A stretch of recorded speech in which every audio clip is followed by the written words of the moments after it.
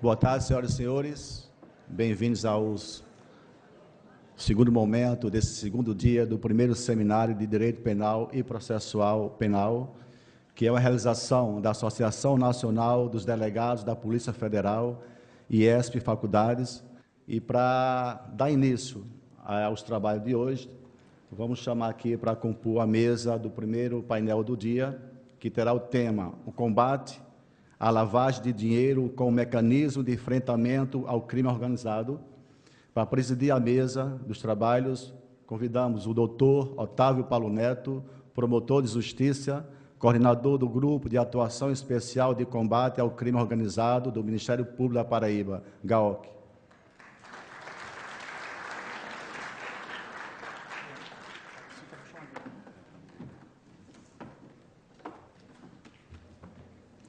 Para compor a mesa com o mediador dos trabalhos, convidamos o professor Eduardo Cavalcante, mestre em Direito Penal pela UFPE, coordenador do curso de Direito da FES Faculdade e professor da Universidade Federal da Paraíba.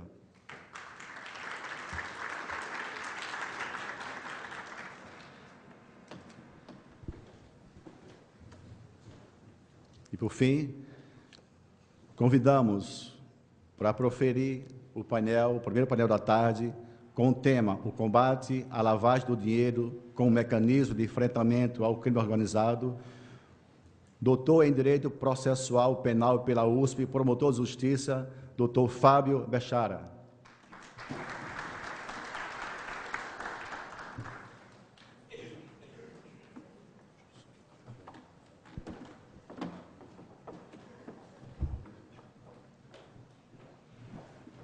Com a palavra, o presidente da mesa, doutor Otávio Paulo Neto. Vou falar da satisfação de encontrar-me aqui nesse evento e dizer da satisfação redobrada de me deparar com o doutor Fábio Bechara. É um dos membros do Ministério Público que orgulham a instituição, que vem desenvolvendo um trabalho extraordinário à frente do Grupo de Combate ao Crime Organizado do Estado de São Paulo, doutor em Direito Penal sobre essa temática de lavagem de dinheiro e cooperação jurídica internacional. É uma pessoa que tem muito a contribuir com a evolução desse sistema de repressão, não só qualificada, mas também preventiva. É professor da Escola Superior do Ministério Público, né? E tenho certeza que ele vai nos brindar hoje com um conhecimento aurido na prática e também burilado pela ciência. Com vocês, doutor Fábio Bechara, o senhor tem a palavra. Boa tarde a todos e a todas. Eu queria, em primeiro lugar, fazer um registro de agradecimento ao doutor Fabiano, que gentilmente me convidou para vir a João Pessoa dialogar com vocês e, de alguma forma, agregar algumas reflexões a esse importante seminário que reúne não só a comunidade acadêmica, mas principalmente profissionais de diversos segmentos do direito, policiais, promotores, juízes, advogados. E fazer um registro especial também de agradecimento por ter a oportunidade de rever o Otávio.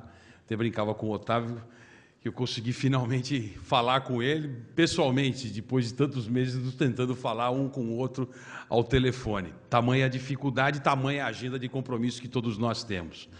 Mas, enfim, vir à Paraíba, hoje terra do presidente do Conselho Nacional dos Procuradores Gerais, doutor Oswaldo Trigueiro, para mim é um motivo de muito orgulho e satisfação.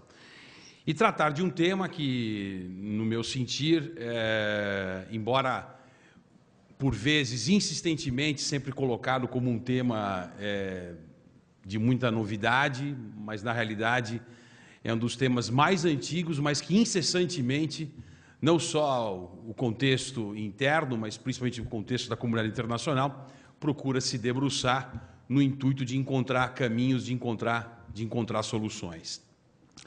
E venho aqui com o propósito de compartilhar algumas ideias, de compartilhar algumas reflexões com vocês, sem qualquer pretensão de convencer ninguém de absolutamente nada e nem tampouco impor qualquer tom professoral em relação às ideias que eu gostaria de pautar.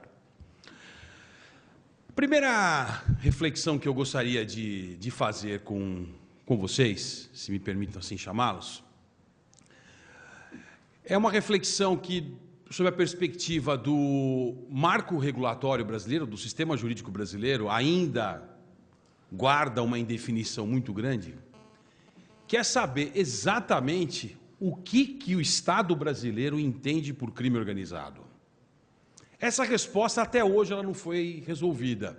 Ela foi minimizada recentemente com a Lei 12.694, que criou aquele colegiado de primeiro grau, no intuito de preservar a identidade dos juízes nos casos que envolvem organização criminosa, em sentenças, decisões, despachos, etc., etc., e deu uma definição de organização criminosa a partir da Convenção de Palermo, que é a Convenção das Nações Unidas contra o Crime Organizado Transnacional, firmada em 2000 e ratificado pelo Brasil em 2004, mas que, do ponto de vista da política ou do olhar que o Estado brasileiro, em relação ao que ele entende por crime organizado, nós ainda não temos isso, não temos essa definição tão evidente assim. Se nós observarmos o universo do Ministério Público e da Polícia Federal, que tem intensificado a sua atuação no enfrentamento das organizações criminosas, e se nós fizermos uma pesquisa entre todos os promotores, procuradores e delegados a respeito do que eles entendem por organização criminosa, certamente nós teremos um número de definição proporcional ao número de promotores, delegados e procuradores que integram esses grupos. Porque nós ainda não temos um marco regulatório claro e definido, ou mesmo uma política nacional que defina ou que trace minimamente quais são as características essenciais a estabelecer aquilo que deve ser enfrentado pelo Estado brasileiro. Tanto isso é verdade que, invariavelmente, e a confirmar isso que eu estou colocando para vocês, tanto isso é verdade que todas as pesquisas e relatórios que são elaborados no âmbito das Nações Unidas, quando o item da pesquisa se direciona a medir os custos sociais e econômicos do crime organizado no Estado brasileiro, a resposta é sempre lacônica, porque o Estado brasileiro não sabe o que responder. Não sabe o que responder porque não sabe o que medir e como medir. Essa primeira tarefa ela ainda não foi adequadamente cumprida. Isso cria uma série de embaraços. Dentro dessa perspectiva, embora nós insistentemente trabalhemos com o conceito de grupo criminoso organizado a partir da Convenção de Palermo, em que esses grupos se estruturam como empresas, em que o crime nada mais é do que seu braço funcional a permitir a geração de lucro para essas pessoas, que se valem da corrupção do Estado para gerar sustentabilidade para suas ações, e que se valem das fragilidades e vulnerabilidades do mercado formal e informal para se capitalizarem, para se auto-investirem e continuarem e perpetuarem a sua atuação. O olhar do Estado brasileiro, até hoje, ele não se viu adequadamente calibrado em relação ao problema. Porque quando a Convenção das Nações Unidas, que versa sobre o crime organizado transnacional, nas suas diretrizes, define o grupo criminoso organizado como seu objeto de regulação, ele o define e constrói todas as iniciativas a permitir que a comunidade internacional, mas principalmente os Estados, tenham uma atuação efetiva. E isso é para além da responsabilização criminal. A postura que se cobra do Estado frente ao grupo criminoso organizado não é um problema pura e simplesmente de responsabilização criminal. Isso é uma grande ilusão. Imaginar que eu, alterando um tipo penal ou aumentando uma pena, eu, de alguma forma, estou demonstrando que eu, Estado, estou sendo efetivo em combater esse tipo de fenômeno. Que antes de ser um fenômeno criminoso propriamente dito, ele é um fenômeno social, político, econômico, ele influencia, ele interfere nas ações do Estado, ele interfere na economia formal, criando, por exemplo, concorrência desleal. O Estado brasileiro, quando assinou e ratificou a Convenção, ao fazer a sua incorporação no direito interno, deveria ter tomado todas as frentes possíveis a desencadear todas as medidas necessárias, não só no âmbito criminal, mas principalmente patrimonial, para gerar sufocamento financeiro, administrativo, para melhorar a capacidade de controle e fiscalização do Estado, porque toda vez que a capacidade de controle e fiscalização do Estado ela aumenta, naturalmente você impõe mais dificuldades. E com aquilo que, no meu modo de ver, nós ainda no Estado brasileiro ainda não entendemos, que o objetivo de combater uma organização criminosa não é a responsabilização, é a sua desarticulação.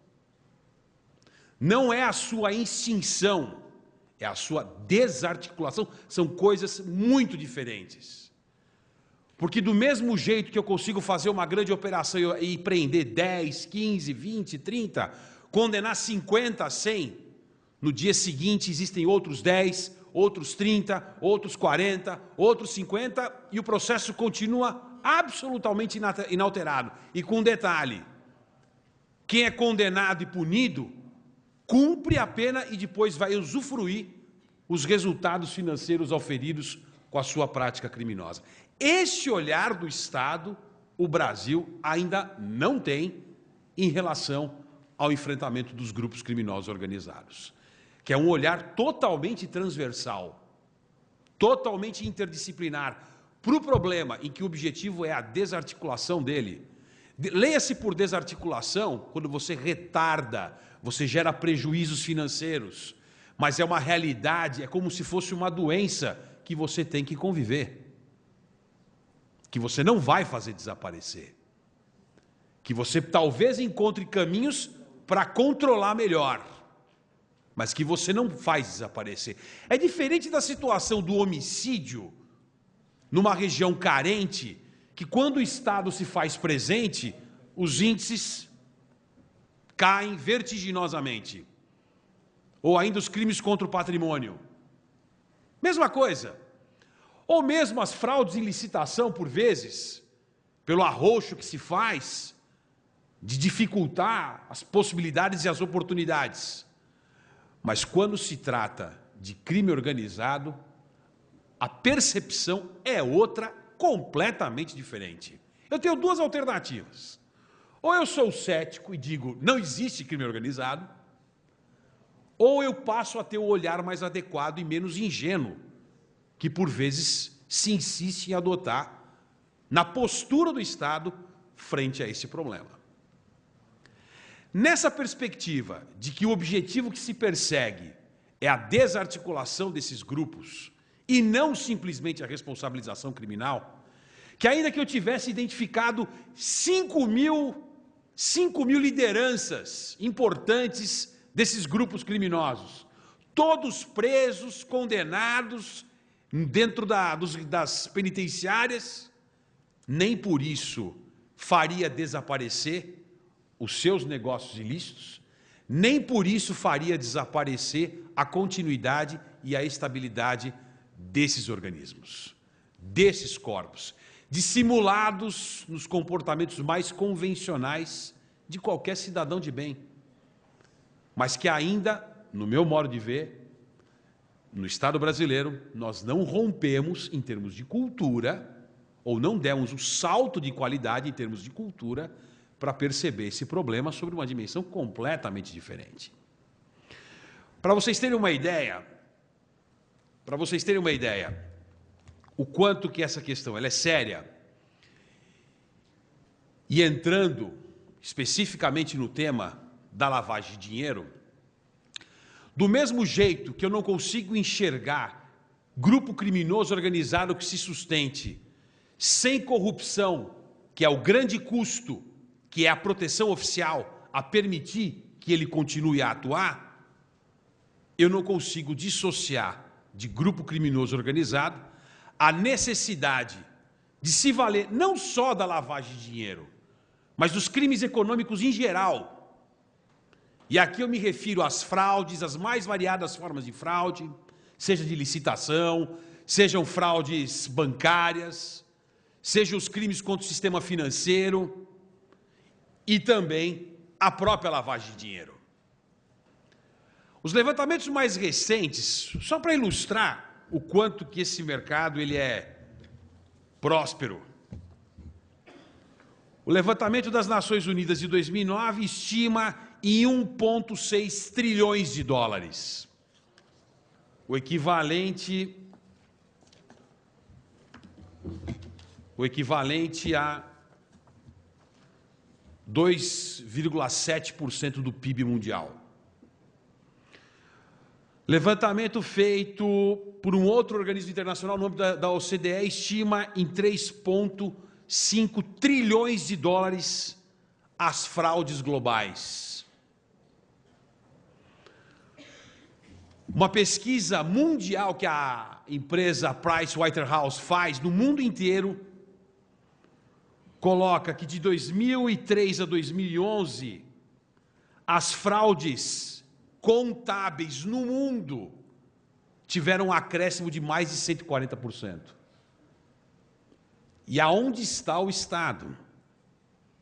Aonde está o Estado nesse quadro?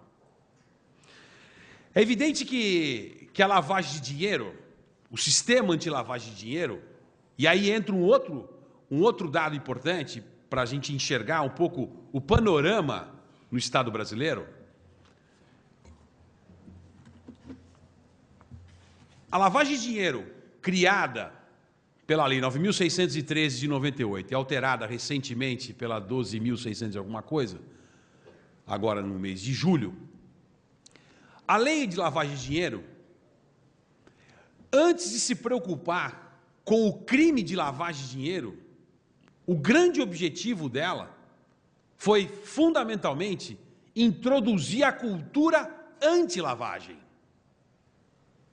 Ou seja, é um conjunto de medidas pensadas sob a perspectiva de dificultar que o dinheiro sujo circule. E leia-se o dinheiro sujo, o dinheiro produto de atividades ilícitas. E leia-se por atividades ilícitas, não só as atividades ilícitas qualificadas como infração penal, mas leia-se por atividade ilícita a violação de qualquer normativa que regulamente a geração de riquezas e a circulação de ativos. Quando eu parto dessa premissa para entender a dinâmica da lavagem de dinheiro, não só sob a perspectiva repressiva, punitiva, que é frustrante, porque ao mesmo tempo que eu coloco alguém na cadeia e não consigo absolutamente nada em termos de consequência patrimonial, o que eu estou simplesmente fazendo é dilatando o momento que ele vai poder usufruir daquilo que ele oferiu ilicitamente, eu estou afundando o sistema de anti-lavagem brasileiro. A alteração recente teve um mérito importante, porque excluiu o rol de crimes antecedentes, que vinha desde 98. Mas o grande pulo do gato da lei de 98 para cá não foi do ponto de vista da estruturação e do olhar do Estado brasileiro em relação à lavagem de dinheiro. Não foi essa mudança de agora, mas foi sim um capítulo inaugurado na história recente do Estado brasileiro, que é o capítulo da inteligência financeira. O capítulo da inteligência financeira, sob a responsabilidade do Conselho de Controle das Atividades Financeiras, que é o COAF, ligado ao Ministério da Fazenda, cuja função, dada a partir da Lei de Lavagem de Dinheiro de 1998, foi permitir melhorar a capacidade regulatória do Estado a dificultar o tráfico de dinheiro, o tráfego de dinheiro, a circulação de dinheiro de origem ilícita. A função principal do COAF, antes de se tratar de se qualificar, e como se qualificou mesmo, como uma ferramenta de fundamental importância em qualquer investigação que se preze lavagem de dinheiro no Brasil hoje, que é se recorrer ao COAF, antes de mais nada, a grande contribuição que o COAF tem feito é permitir a melhoria da capacidade regulatória do Estado brasileiro no seu modelo de economia formal, nos mais variados setores, principalmente com mais ênfase no sistema financeiro, mas nos mais variados setores que possuem órgãos reguladores. Esse olhar da lavagem de dinheiro, esse olhar transversal da lavagem de dinheiro, para que ele se qualifique, ou para que o combate à lavagem de dinheiro se qualifique como um mecanismo efetivo de combate ao crime organizado, ou ele é concebido sob essa perspectiva tridimensional, e eu falo tridimensional porque significam basicamente 3 linhas de ação. São as consequências penais, evidentemente, são as consequências patrimoniais e são as consequências administrativas. Eu consigo ser efetivo na minha política anti-lavagem de dinheiro, não só quando eu escancaro a cara de alguém, investigado, processado, preso, etc., pelo crime de lavagem de dinheiro, mas principalmente quando, por exemplo, o Banco Central caça a licença para alguém funcionar como instituição financeira. Ou, eventualmente, pune alguém que tem a responsabilidade no sistema financeiro de nunca mais poder atuar dentro desse mercado. Todas essas ações, elas se complementam umas às outras. E, por vezes, a consequência administrativa ela é muito mais cruel e muito mais efetiva do que a consequência criminal. Porque a própria dinâmica dialética de um processo criminal te impõe uma ritualidade que hoje, com um bom advogado, você fica 20 anos brigando. E nunca chega ao trânsito julgado. Todos se recordam da operação Satyagraha. Recursos bloqueados em Nova York tiveram que ser desbloqueados porque não tinha decisão definitiva aqui no Brasil. 2, 3, 4 anos e nada, até que o STJ anulou. Mas, enfim, ou seja, a lógica do processo penal brasileiro, ela, mais do que recomenda, ela estimula que nós busquemos, pelo menos no contexto da lavagem de dinheiro, de enxergar e de desenhar outras alternativas, simultaneamente, que têm a capacidade e a possibilidade de ser ou tão mais efetiva. Ninguém discute a efetividade e a importância de se combater a lavagem de dinheiro em relação ao crime organizado. É absolutamente lógico que quando você consegue ser efetivo, controlando, fiscalizando, apreendendo dinheiro sujo, naturalmente você está tirando de um grupo criminoso organizado capacidade de investimento, capacidade de corromper o Estado. Você está descapitalizando, você está criando uma série de dificuldades, você possibilita muitas vezes a guerra interna dentro do próprio grupo criminoso organizado, pela ausência de recurso. Indiscutivelmente, a lavagem de dinheiro ela é um mecanismo efetivo. Mas a pergunta é como? Como isso se dá? Como eu desenho minimamente esse cenário a permitir que essa barreira se rompa, pelo menos no contexto do Estado brasileiro. Como o Estado brasileiro deve se armar, ou em que linha ele deve ele deve investir a buscar uma atuação que se mostre minimamente efetiva em relação à desarticulação dos grupos criminosos organizados. Se a lavagem é um mecanismo efetivo de combate ao crime organizado, é porque ela é um mecanismo efetivo para gerar a sua desarticulação.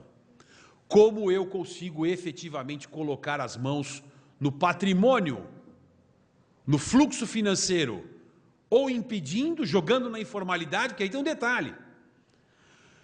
Quanto mais eu estimulo que os grupos criminosos organizados fiquem na informalidade, não ingressem, por exemplo, no sistema financeiro, mas eles vão ter que procurar esconderijo para guardar dinheiro embaixo do colchão, ou como acontece em São Paulo, na facção de São Paulo, em que o dinheiro ele é escondido em cofres embaixo da terra. Cofres blindados. Porque precisam do dinheiro em espécie para circular.